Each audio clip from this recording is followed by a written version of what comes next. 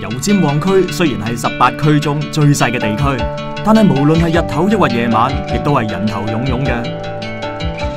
呢度除咗係吃喝玩樂嘅蒲點，亦都係老少咸宜樂在其中嘅地區。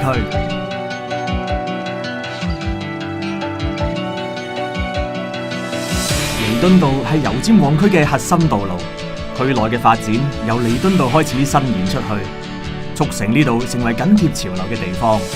但其實油尖旺區對區內嘅老字號亦珍而重之。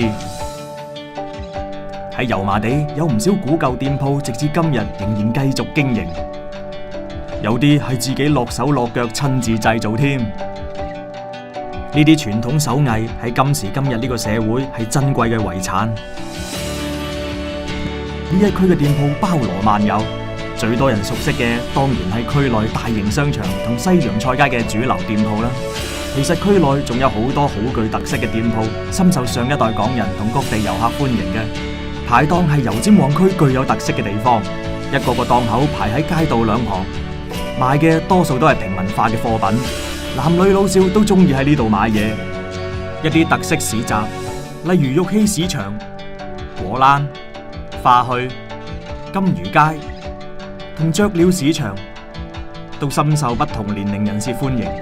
除此之外，廟街嘅地攤同一個個占卜攤檔都具有東方神秘色彩，吸引唔少人幫襯。講到食，除咗有唔同菜式嘅食肆同酒吧，亦都有好多地道食鋪俾食客一一選擇。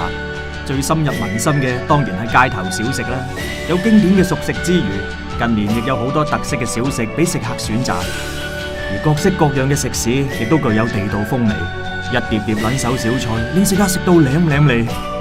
油尖旺區仲有好多旅遊熱點，真係數都數唔晒。而家就由呢方面令大家感受下呢個新舊交融、多姿多彩嘅油尖旺區。